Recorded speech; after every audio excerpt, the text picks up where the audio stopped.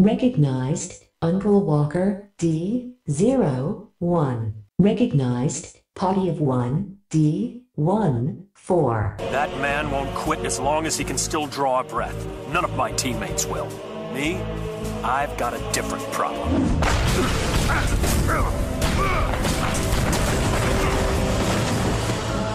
feel like I live in a world made of cardboard, always taking constant care not to break something, to break someone. Never allowing myself to lose control, even for a moment, or someone could die.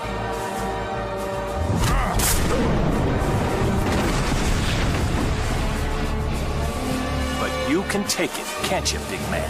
What we have here is a rare opportunity for me to cut loose and show you just how powerful I really am.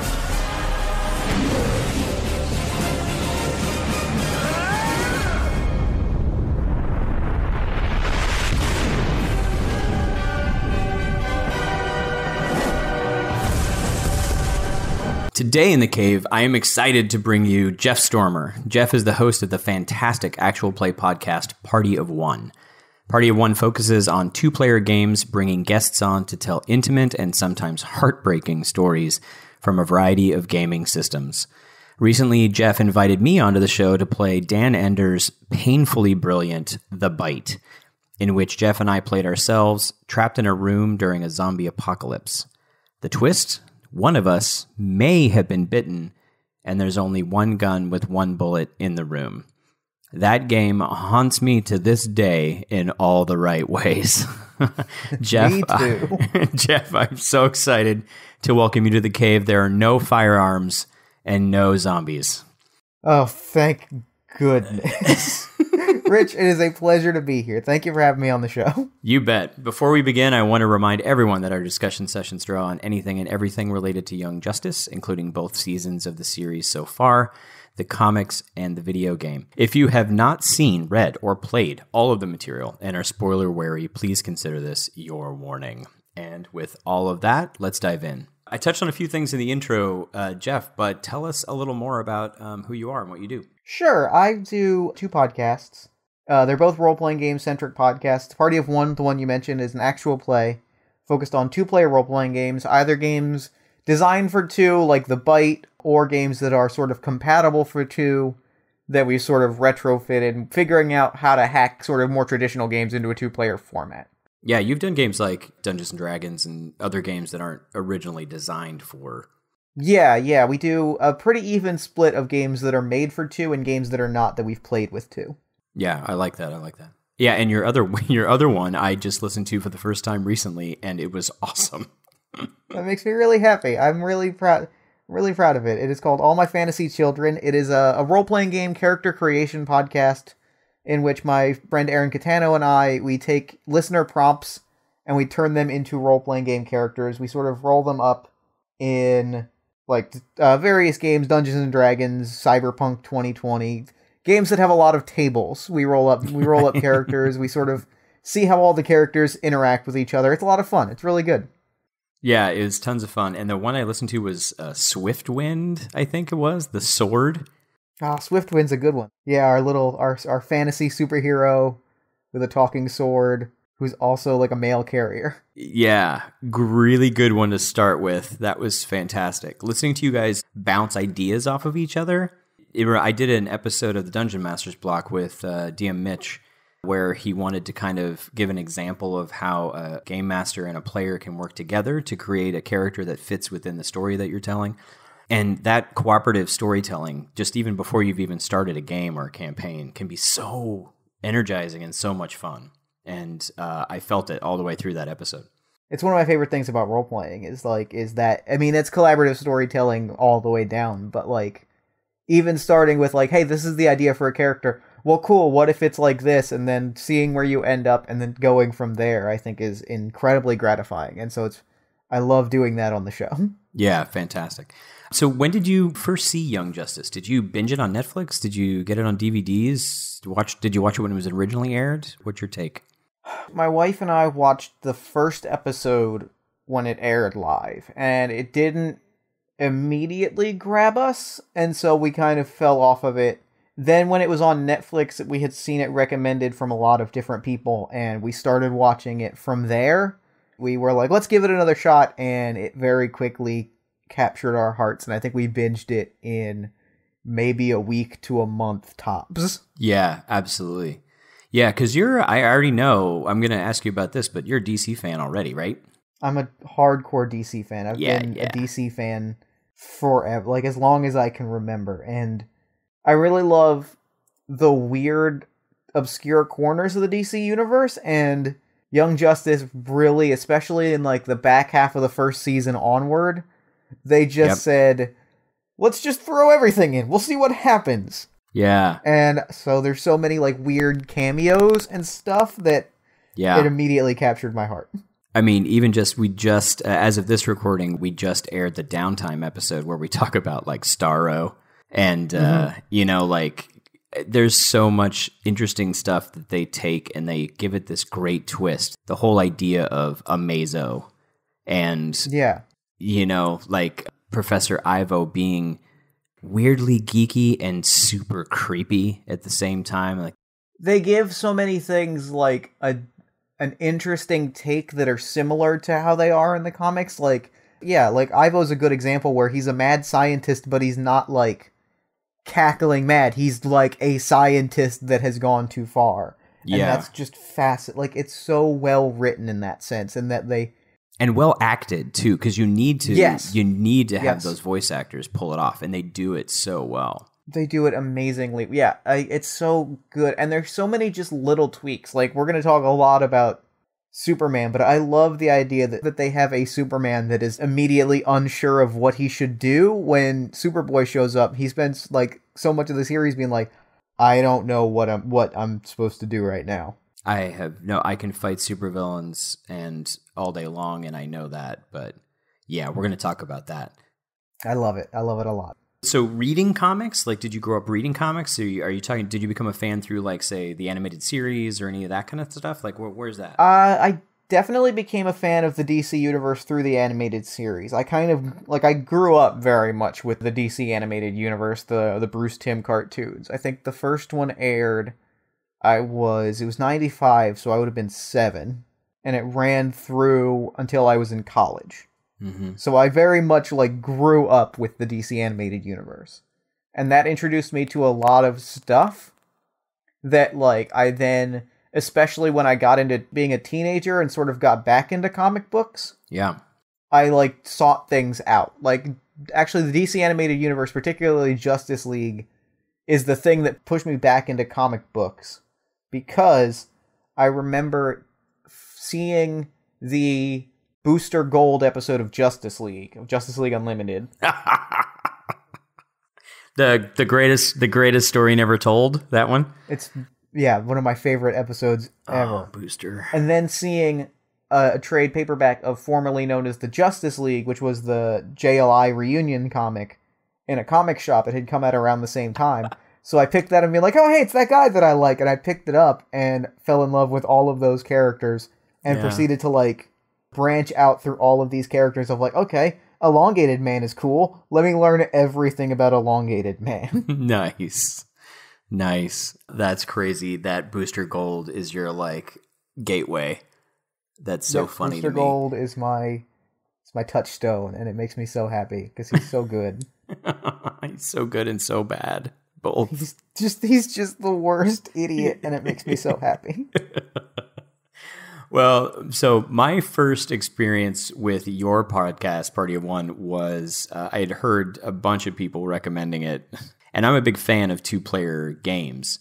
So I was like, yeah, let me give this a shot. Like, this is a different take on an actual play. And I listened to the episode of the game Our Radios Are Dying, and yeah, I was like, oh, yeah, that was deep. For those who don't know, Our Radios Are Dying is a 2-player designed RPG, specifically, right? It's designed for 2 players. Yeah, it's designed for 2, yeah. Can you tell us what that game is?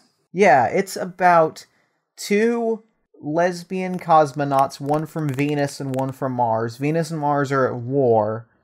It is illegal to be queer on both planets, and it is punishable by death. It is illegal to cavort with the enemy.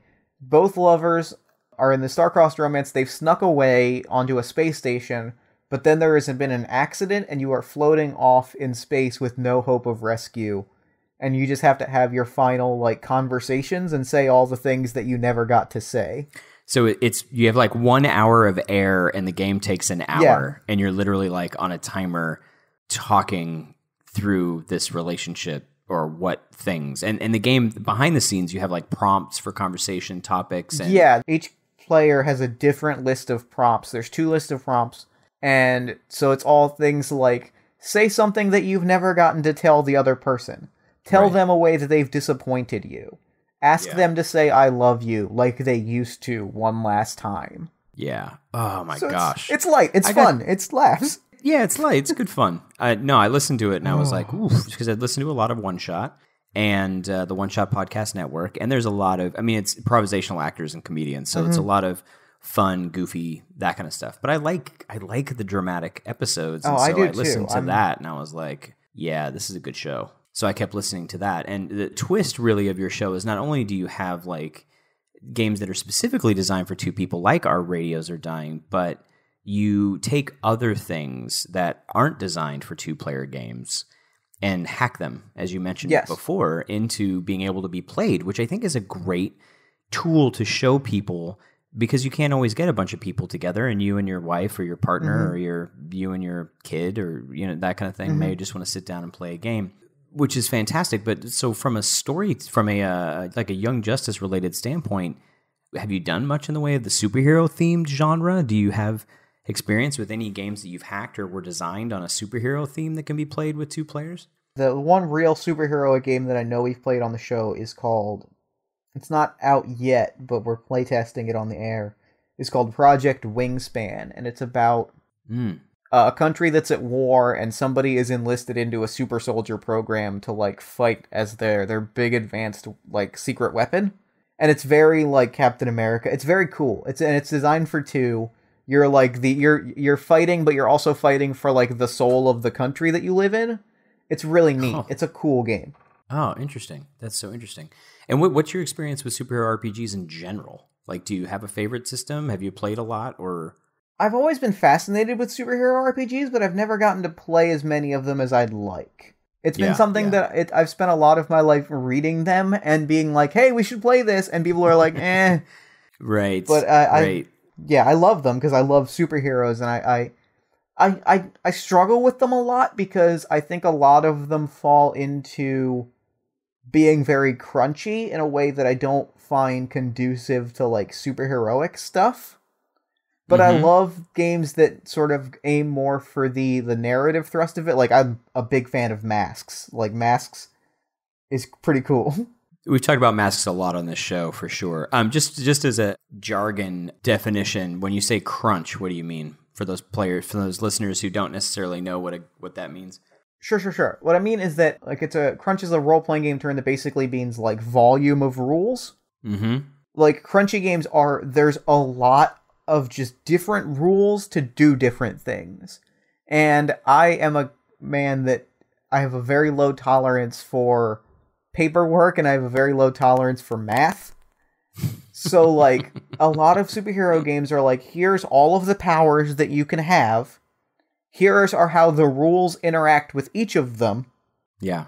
Here's the different effects that can come from those powers.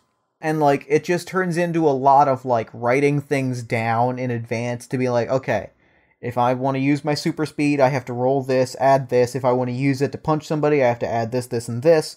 And it becomes a lot. It's not my jam when it's a whole lot of bookkeeping. Sure. No, I get it. Do you have particular, like, themes of characters that you like to play? Like, is a particular character type jump out at you in say Young Justice or in comics in general? You said you're a big Superman fan, so is it the alien from another planet?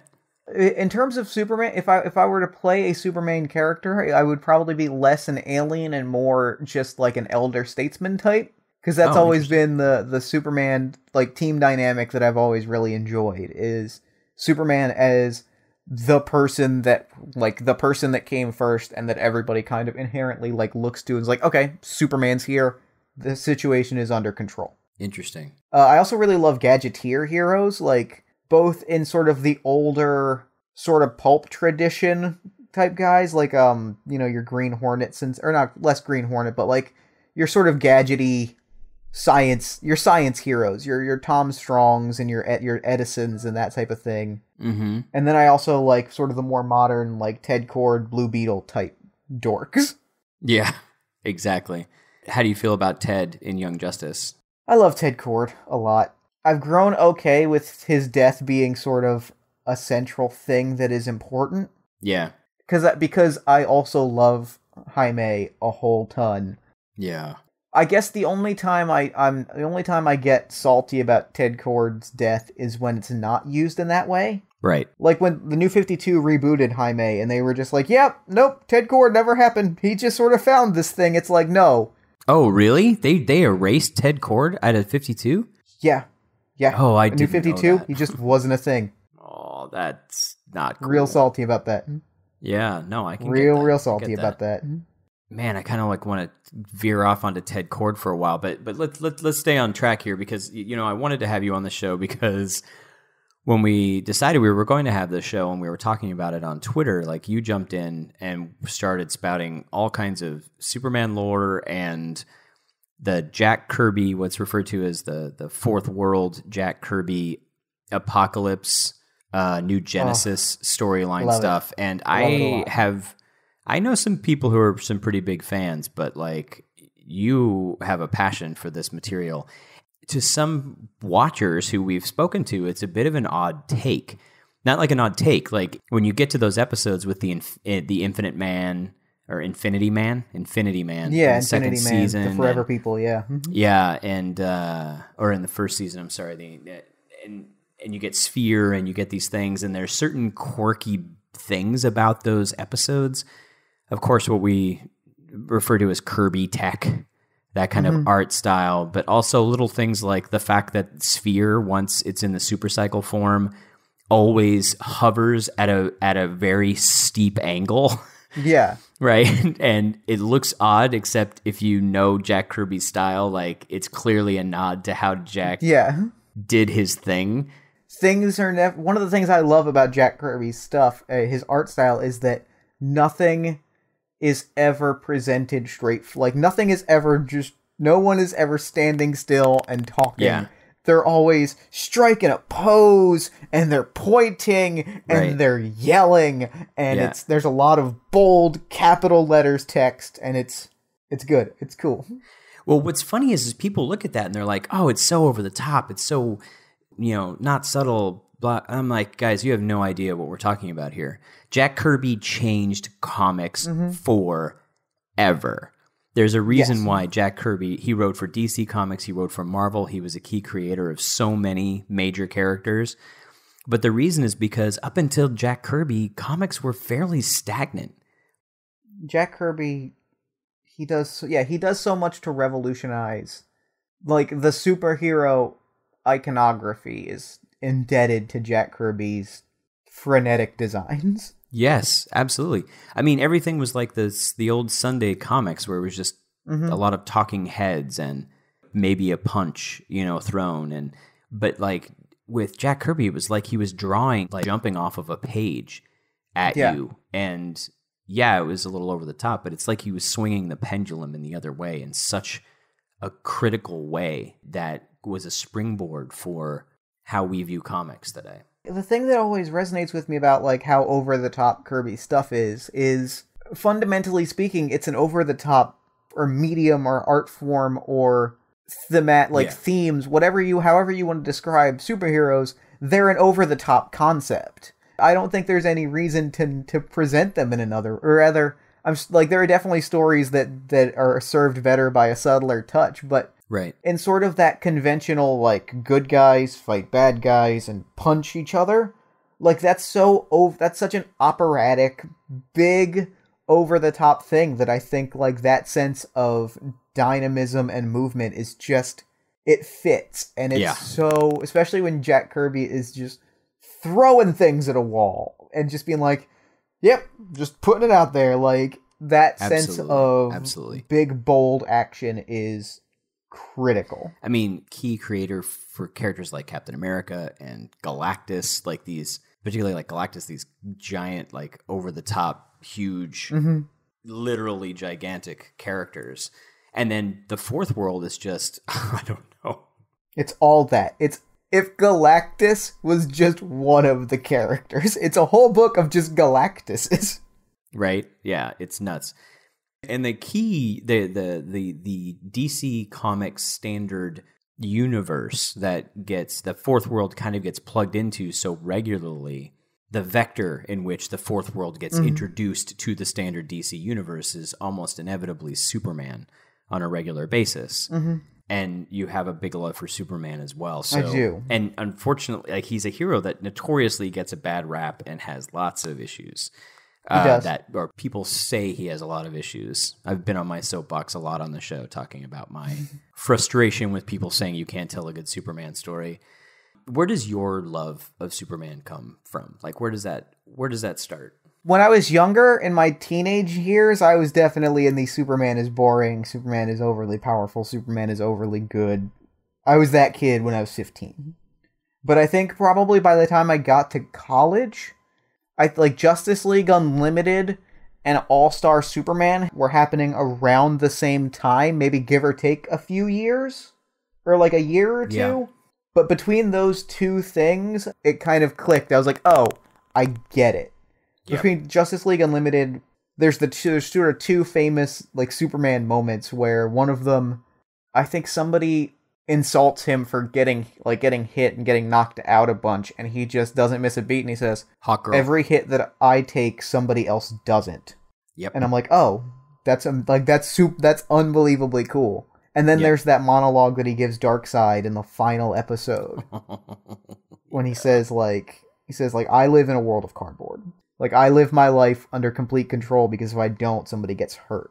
And like hearing that, and then also kind of getting the exact opposite experience in All-Star Superman, where it feels like there's no, like, I remember seeing those episodes and then seeing the very specific piece of promotional art that they put out for All-Star Superman, where I think it's the cover to maybe the first issue, where it's Superman just sitting on a cloud looking back at you and smiling. And I was like, and it's the most peaceful, serene image imaginable.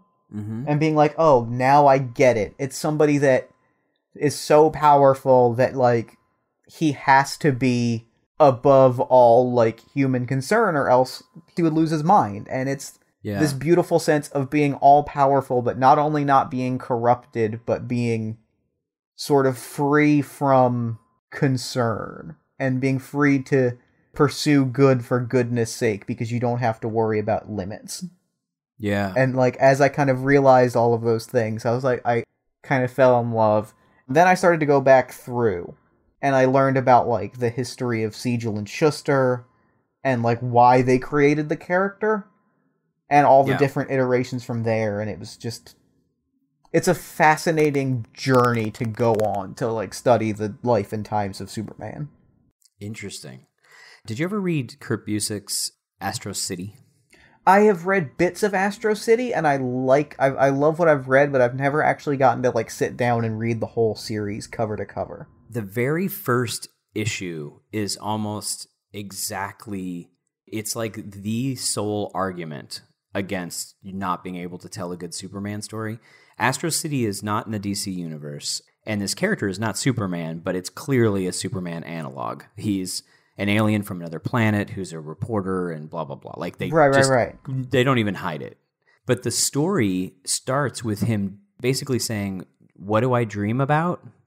I dream about flying. And you're like, what? Like, why would Superman dream about flying?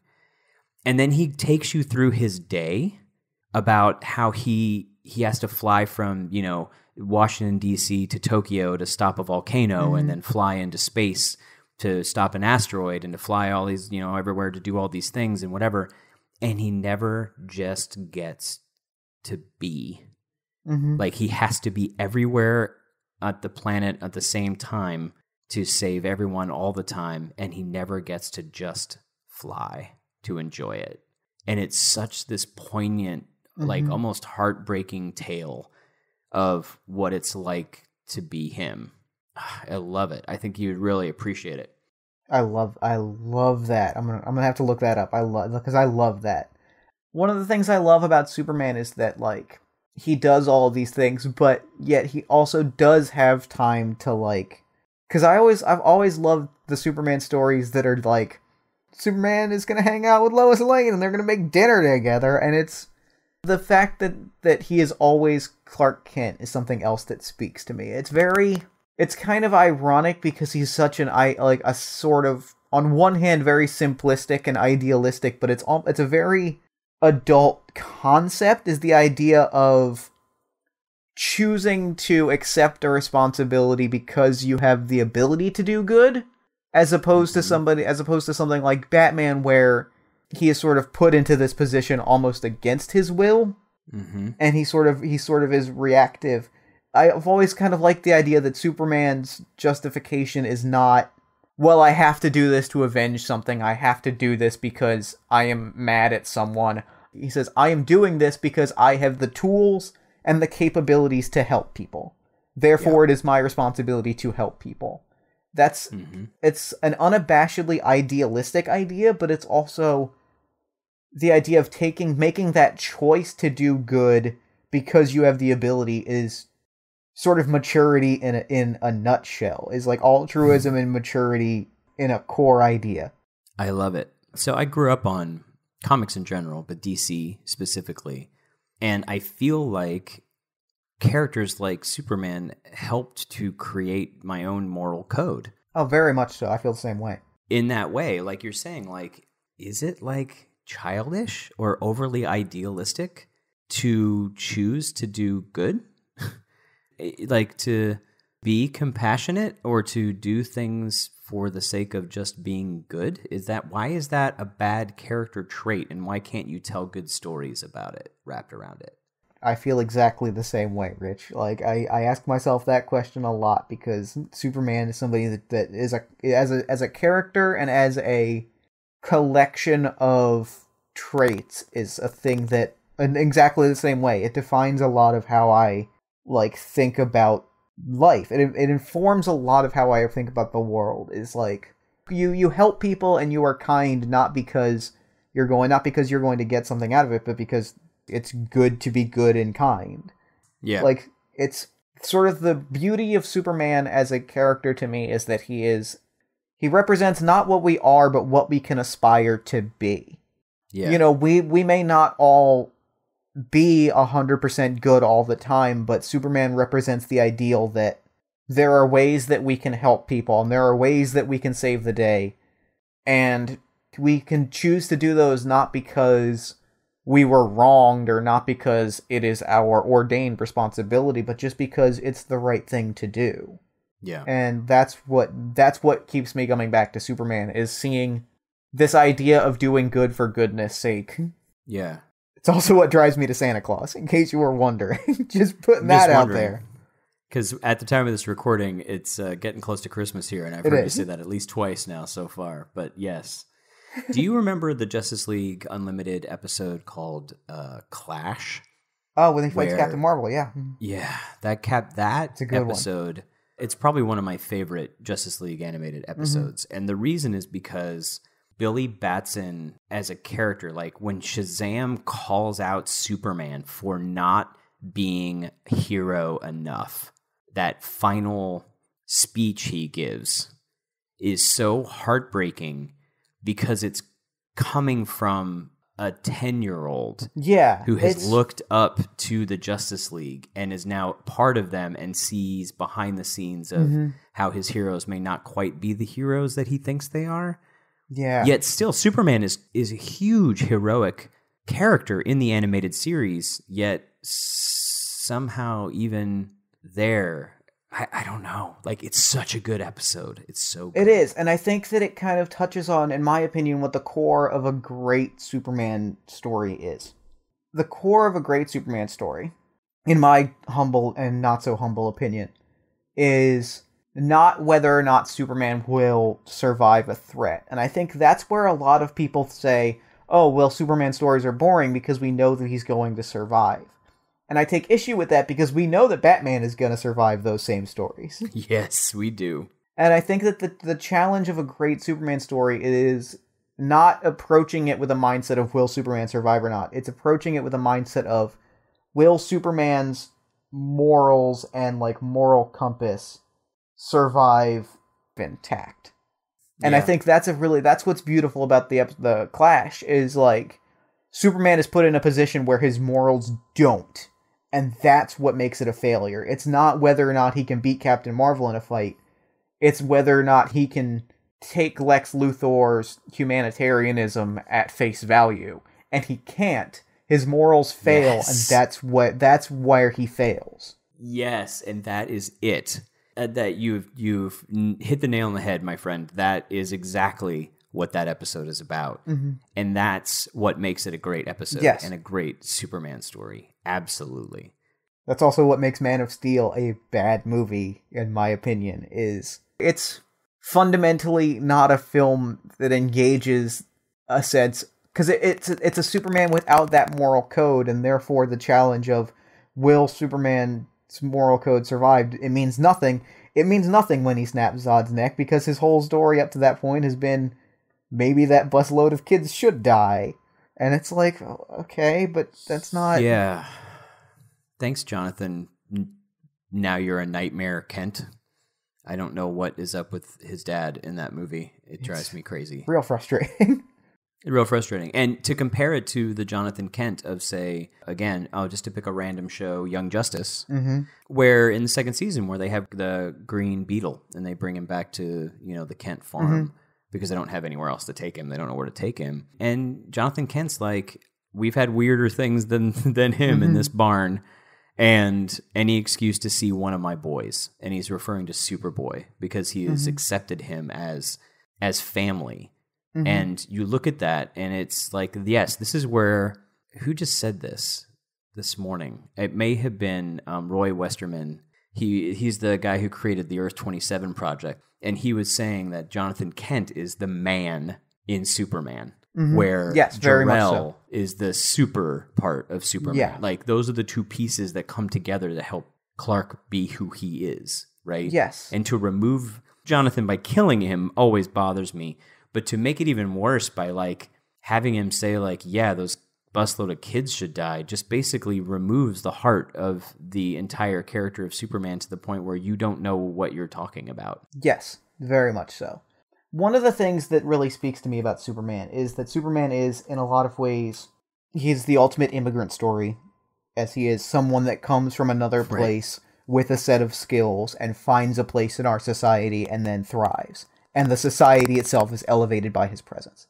It is the ultimate, like I said previously, it's the ultimate growing up story in that somebody says, I can do good, therefore let me do good. But I think the piece of the puzzle that really frustrates me about Man of Steel's treatment of Jonathan Kent, especially in regards to the animated portrayals, is I think it's also the ultimate adoption story, in that he is taken in by a family that he is made to be a better person, because though he is not with his birth family, he finds what ultimately becomes his true family, and and they raise him with values, and he becomes a better person. He finds his place in a new environment. And I think making Jonathan Kent not inherently good is, I think there's some interesting things there, but I think you lose part of what makes Superman Superman, is that he's not, you lose something. And I would also point out, the Young Justice Jonathan Kent is great. There's also one of my favorite moments in Justice League Unlimited is when it's the Christmas episode, it's Comfort and Joy, when they bring Martian Manhunter. When Martian Manhunter comes back home with Clark. Yeah. And he's like, hey, this is John. And they both go, yeah, we're kind of used to aliens. Come on in. And they give him a sweater. They give him the sweater, the turtleneck sweater. And really one of my favorite Superman moments ever is when Martha and John Kent both say, yeah, we used to have to wrap our presents in lead so that Clark wouldn't be able to see him. And he goes, wouldn't peek. He's got a mug of cocoa to his face, and he goes, you mean Santa wrapped him in lead? And he takes a sip, and they're just like, yes, dear Santa Claus. later in the episode, we just get a half-second shot of Clark Kent looking real closely at a gift, and then lead. It's exactly. I love the Kents. Thank you. I love the Kents a lot. Thank you. Now, I defend Superman a lot on the show, and I can't call myself the biggest Superman fan. I like Superman. I learned to read on Superboy and the Legion of Superheroes. So that era of Superboy where he's kind of a late teen, that character really sits with me. And I enjoy Superman as a character. He's not ever been my favorite DC hero, but I know a lot about him, and I don't think that it's fair, as we've discussed, to say that you can't tell a good story. I think you've given some great examples about how that's irrelevant. But one of the things, like we were saying, that's tied in so tightly with Superman is this enmity with like Darkseid and the Planet of Apocalypse and New Genesis and that whole like spin-off thing. And you've mentioned your love of that to me specifically, but all of that myth ties in so heavily into Young Justice, like starting with the episode Bereft, where you have the boom tube test and they drop the sphere into the desert, and then all the way through to the end of the season 2 finale, where we literally see Darkseid, who has been planning these things the whole time. Like, it's such an influence on what's going on with the light, and now we're going to get to hopefully see what that is in the 3rd season. What is it about the Fourth World that gets to you? Like, why is that niche so intriguing to you? There's a lot of reasons, and I wanted to, it's funny that you mentioned Bereft, because really, if you look at the Fourth World saga and you go all the way back through it, in my research for this episode, I realized this.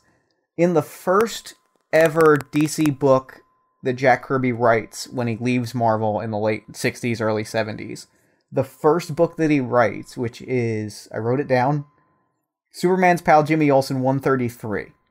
Do you know what he creates in that first issue?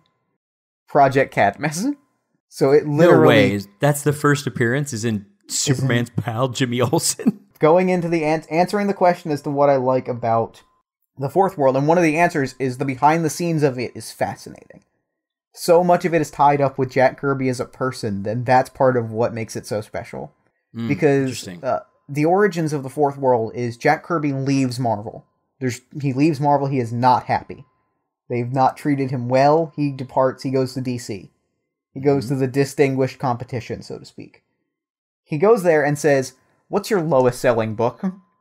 Because he doesn't want to knock anybody, he doesn't want to take anybody's job, because like he saw that happen at Marvel. So he says, "What's your lowest selling book? Like, put me on that." And they say, "Our lowest selling book is Superman's Pal Jimmy Olsen." So he says, "All right, let's do this." Oh my god, that's fantastic. And in his first issue, he creates Project Cadmus and starts seeding Fourth World concepts.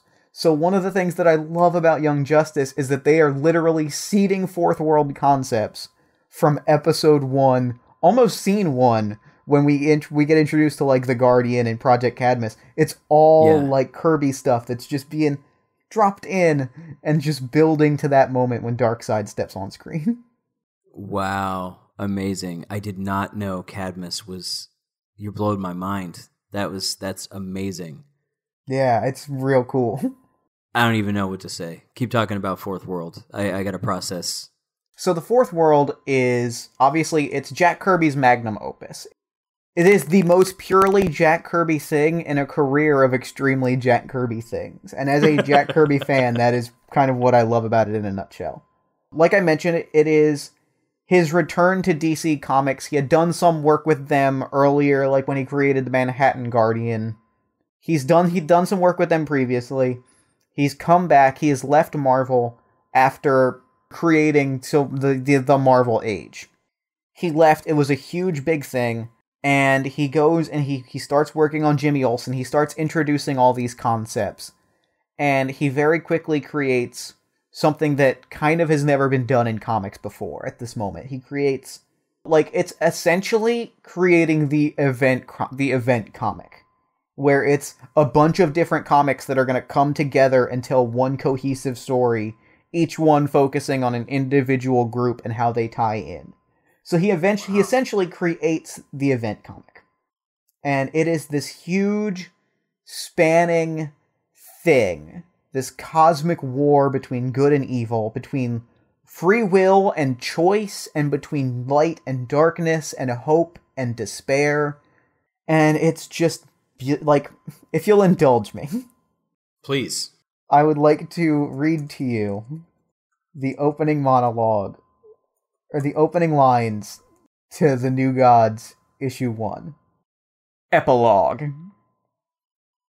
There came a time when the old gods died. The brave died with the cunning, the noble perished, locked in battle with unleashed evil. For it was the last day for them. An ancient era was passing in fiery holocaust. Wow. First off, zero chill, and that is amazing. That's Jack Kirby in a nutshell, where it's like, there's no subtlety. No. There's not like, it's not like, well, let's see, there's a lot of intrigue. Right. There came a time when the old gods died. And this is a full-page spread of the old gods murdering each other. And it's like 3 pages of, like, the world destroying itself. And along the same lines of saying, like, it's everything in it is sort of inextricably tied to Jack Kirby. It's impossible to talk about all these things without pointing out stuff like the time and place of it all, because Jack Kirby has just left Marvel. Jack Kirby has just gone to DC.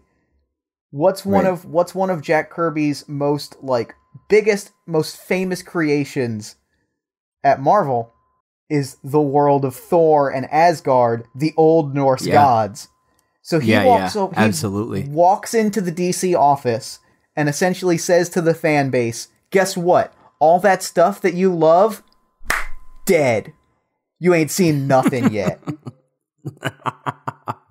He blows it all up. If you look in the artwork for, like, the first few pages of The New Gods 1, do you see, like, references to different Asgard characters? Like, their headgear is, like, scattered about.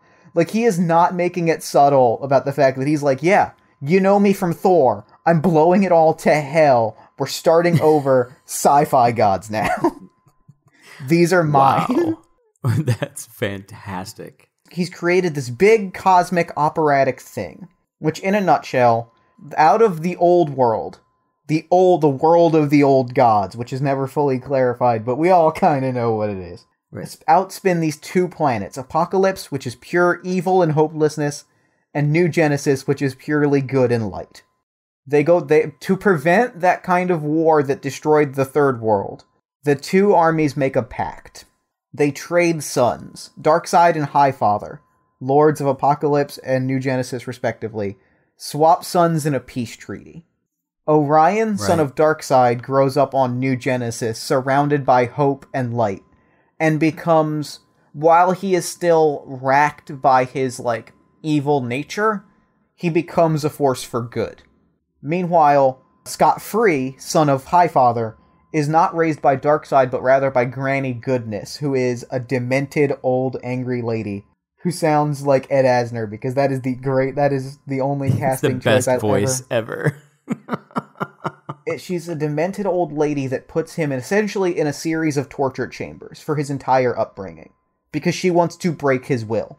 In response to this, Scott Free becomes the galaxy's greatest escape artist, and the only person to ever leave Apocalypse alive, by choice. So, in addition to the fact that it is a grand, sweeping, superheroic cosmic war opera, it is also fundamentally a story about how evil cannot triumph as long as there is hope, but light can redeem darkness, but darkness can never fully trample light as long as light maintains hope. So, and that is, like, the most fundamentally superheroic concept imaginable. Like, that's superheroes in a nutshell, is like, evil can be redeemed, but good can never fully be extinguished. Like, that's beautiful. Like, that's unbelievably beautiful. Wow, man. I mean, I enjoy the Fourth World stuff and the Fourth World stories, but you have taken this to a whole new place for me as a level of respect. Oh, I love them. I love them a lot. I'm so glad you came on the show to tell us to tell us the story, because I've never heard that story. Yeah, that's amazing. It's so good. It's so good. So did you get introduced to the Fourth World stuff through the comics then? Like, I actually got introduced to them through the Superman cartoon, which did of course. The animated series did a lot of the Fourth World stuff. They introduced a lot of those characters. That whole bit at the end of the Superman the Animated Series where Clark is his weapon, is Darkseid's weapon. And that informs everything that happens in Justice League Unlimited. But yeah, they introduce Darkseid and they introduce the Fourth World stuff. They go into a lot of it. They introduce Orion. I think Mr. Miracle might show up at some point or another. Oh yeah, you know what? I was just talking to Cat Cool, and we were bringing up that great episode. We were talking about the Wally West Flash, actually, and we were bringing up that fantastic episode with Orion and Batman with the Flash Museum. Yes, one of the greatest moments in any superhero medium is when he goes to the Trickster and he's like, "You're off your medicine," and Trickster's like, "Oh no, I'm fine. I don't need it." And he's like, "Go, I will visit you." And he's like, "Turn yourself in when you get done with your drink." Got me again, Flash. Oh, it makes me cry every time, and it's like it's beautiful. I know, it's so good.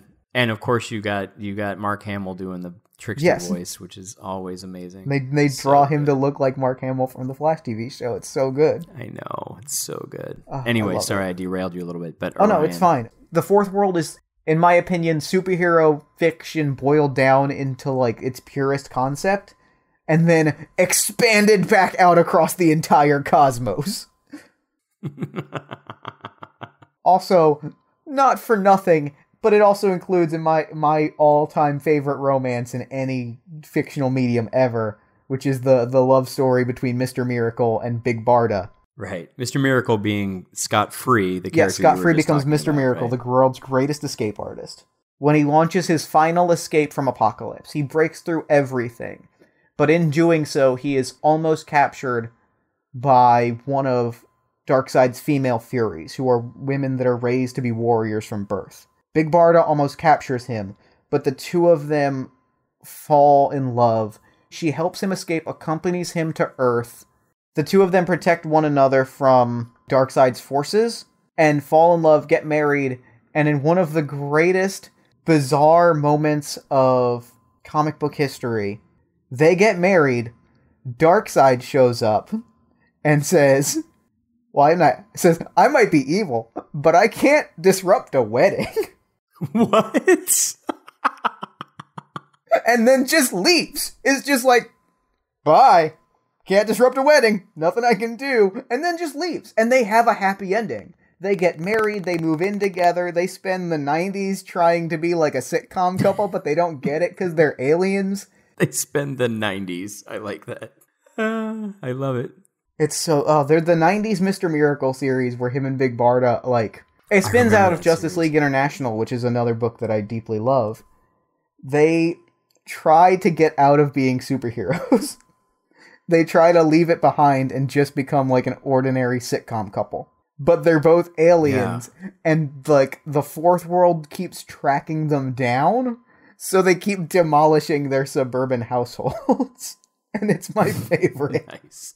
So because it has so much influence, this material has so much influence on Young Justice, subtly and overtly. Mm-hmm. What are you looking for in season 3? Like, it's been building up for 2 full seasons, and now I thought it was, the first few episodes it finally got introduced, but you're letting me know that no, it's basically Jack Kirby's had an influence since episode 1. It's the whole time they've been building to that. And it's so funny because I remember watching the first episode, they bring up Cadmus and they introduce the Guardian, and Jen being another huge Jack Kirby fan, we're both like, We were like, I distinctly remember us both saying like, I think we're going to sit Young Justice out, but then if Darkseid shows up, we'll probably get back into it. And sure enough, it shows up on Netflix, or rather it was like if Fourth World stuff starts showing up, and then on Tumblr and Twitter we started seeing things about like, Jack Kirby stuff shows up, we're both like, yeah, we're going to get into Young Justice. This is happening. Nice. Yeah, I don't even know what to say. Like, so all of this plotting and planning has been happening, yes. right?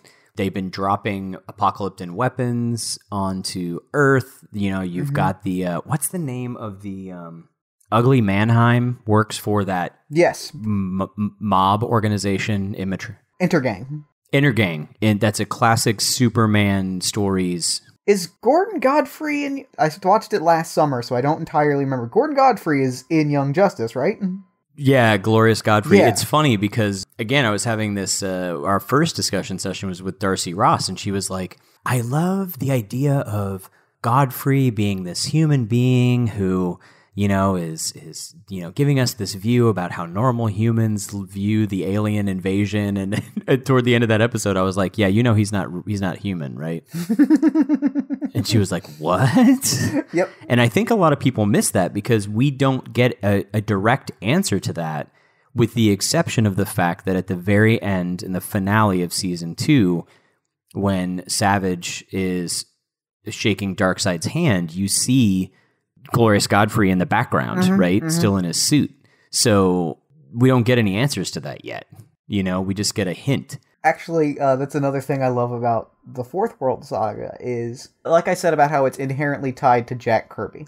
There's a million things that tie it to Jack Kirby, Jewish American artist, war veteran, growing up living in the 70s, in like, you know, there's so many he has the talk news person as of like the talk news radio personality as a supervillain.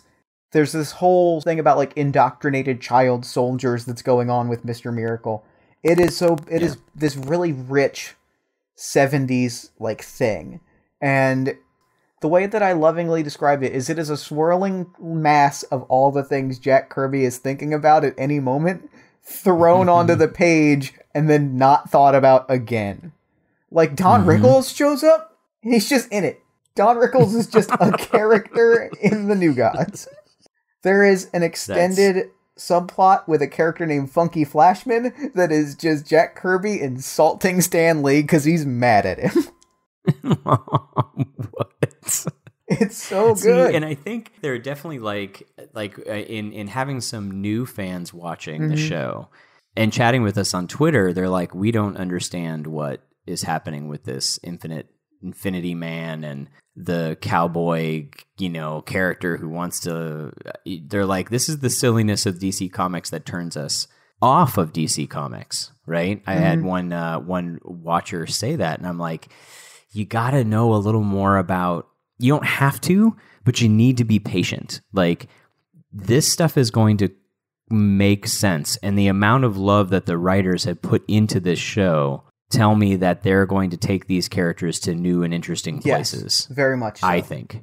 And I think honoring like the history of what you're talking about with Jack Kirby in this episode, I am hoping will get people excited and up to speed about having Darkseid and in the third season. There's so much to love. I think that's what I would say I want from season 3 is embrace, modernize, explain, and contextualize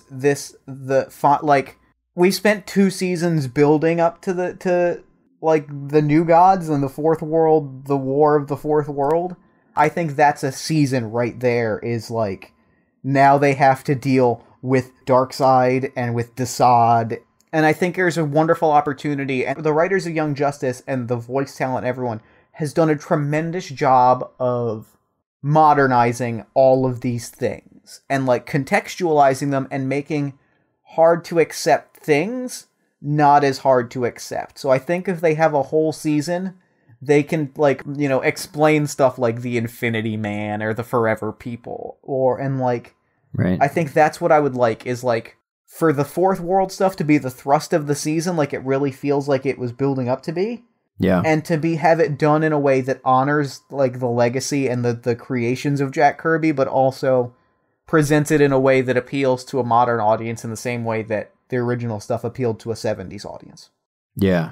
Also, I would like to see Mr. Miracle and Big Barda show up because I'm emotional about Oh my gosh, I would also like to do that as well. Well, is there anything else that you'd like to add, Jeff, as we wrap up the show? I'm real excited that it's coming back because I distinctly remember coming to it because I watched it in summer of 2015. So how long had it been off the air at that point? A couple of years. Yeah. It was weird because their time frame stretched out. So it was 2 seasons, but it was basically 3 years, 3 years. Yeah. I remember watching it years after it wrapped and being angry, but being angry after everyone else had already gone through it and being like, Darkseid, why'd they cancel? No! And then being like, everybody else being like, yeah, that happened 2 years ago. Did you not? Did you miss the memo? I'm like, yes, I did. I did miss the memo. Yeah, I can't believe the timing of our show was freakish, actually, because we'd only had a couple of episodes out of our show when the announcement happened. And so obviously we couldn't be happier, but I'm really excited that you came on the show to give us this great history and background behind this story and subplot / through line for seasons that I really hope get people excited about what's potentially to come. I hope so too. That was the other thing I was going to add, was that I'm always going to fondly remember how I found out, because I remember finding out that Young Justice Season 3 was happening through 2 things essentially immediately. It was you tweeting about it, and then it was about maybe a dozen different people that I follow on Twitter tweeting it with some variation of, hey Rich, did you see this? By the way, I don't know if you saw this.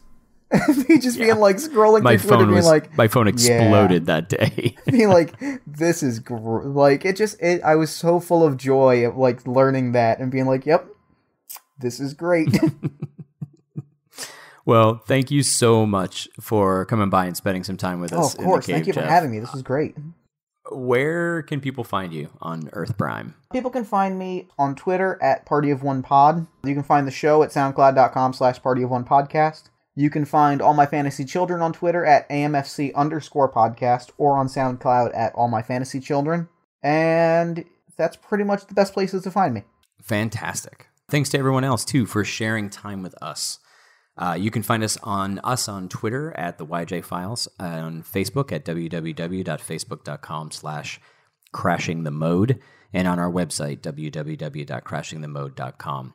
If you would love to hear an example of how you can run 2-player role-playing games with a friend, please check out both Party of One and Jeff's recent guest appearance on the One Shot podcast, which was fantastic. It was good. It was really good. If you're looking for a place to start, then you can try The Bite with myself and Jeff. Please don't hold it against me.